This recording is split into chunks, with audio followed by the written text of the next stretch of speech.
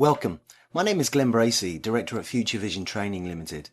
It's likely that we've met before on a workshop in which we shared with you the thinking and skills that create highly effective communication. In particular, those techniques, language and mindset that enable you to deliver an outstanding customer experience.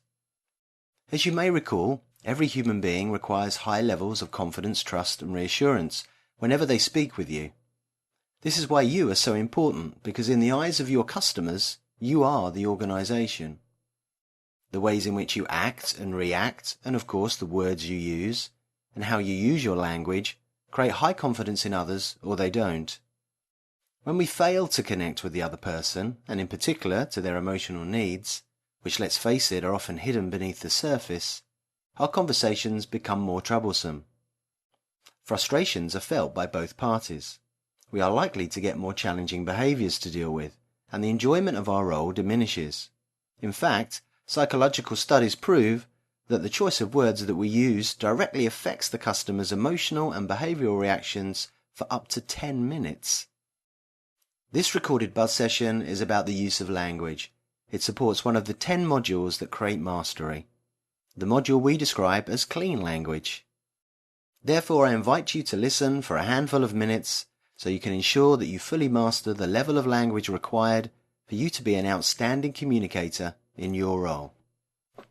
One of the first questions we can ask ourselves is, how conscious am I about the effects of the language that I choose to use in conversation with other people?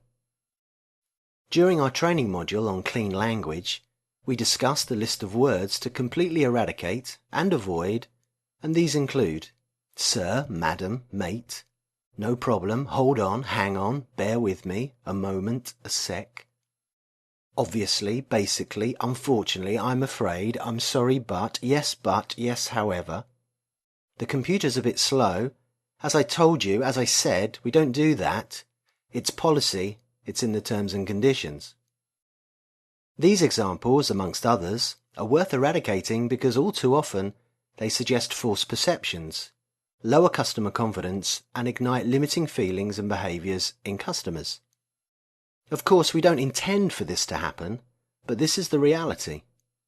For instance, 6 years ago saw a study that revealed that 36% of customers were triggered into a limiting emotional reaction when hearing the words hold on, hang on, bear with me. An emotional reaction that meant they raised their voice, started to tut, sigh, banged the phone, or picked something up and threw it across the room.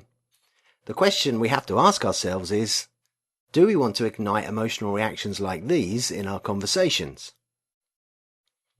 If it's any consolation, I used to use many of these words too, falsely believing that my language was good enough, professional and appropriate. Then one day in my personal development, I was shown how limiting this language can be, and now, like you, I was presented with a challenge because it was time for me to begin changing my old vocabulary and practice more effective words and phrases instead. Before this happened, I was unconscious to the fact that some of my language was igniting the reactions I didn't want from customers. It was time for me to take personal responsibility, to improve the quality of my words and phrases, even when at first this felt difficult. The next question for you is, how much personal responsibility have you taken to change your language since the training? There are lots of reasons why workshop participants do not at first implement the clean language changes they learned and agreed to in training, and these include: it's hard to change because change creates challenging feelings such as feeling stupid, prideful, defensiveness, and inadequacy. Other people around you, including managers and seniors, are not attempting the same changes, so you think, why should I? You feel stupid because now you are thinking consciously about your language, and you have lost a little of your old flow. So in an attempt to avoid these feelings, you stick to what you know, even when your existing language habits fall below the standard. You aren't receiving supportive coaching or feedback. Other colleagues have rejected changing, and so you decide to join them. You falsely believe that you need more time in your role before you can change.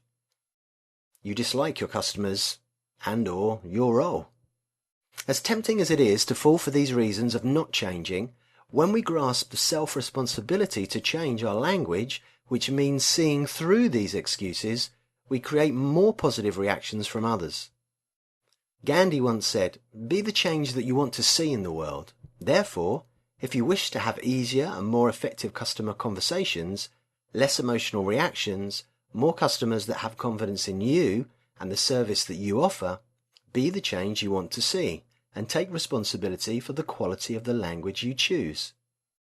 My final question for you in this mini buzz session is, what needs to happen for you to master the clean language module? We know that if you are determined to change, you can realistically eradicate an old word, habit, or phrase within a 7 to 10 day working period. So ask yourself, how can I achieve one small change at a time? Who can I count on to support me? How can I support myself? In particular, when there are reasons not to try or to give up. Which colleagues face the same challenges as me and therefore are good for me to work with? How can I remember the words to use in the heat of a discussion? What small fun rewards can I give myself when I have successfully changed an important area of vocabulary? Remember, now that you have participated in a Future Vision workshop, you're more than welcome to contact myself or any of the team to ask about a challenge or question you may have. Contact us via the website on www.futurevisiontraining.co.uk. Good luck, my friend, but you won't need good luck if you truly grasp this challenge and master clean language. And if you do, you will elevate yourself to become one of those communicators that are the most effective in providing confidence, trust, and reassurance, which will directly increase the rewards and enjoyment of your role, while other colleagues that don't improve their language will suffer more emotional customer reactions they don't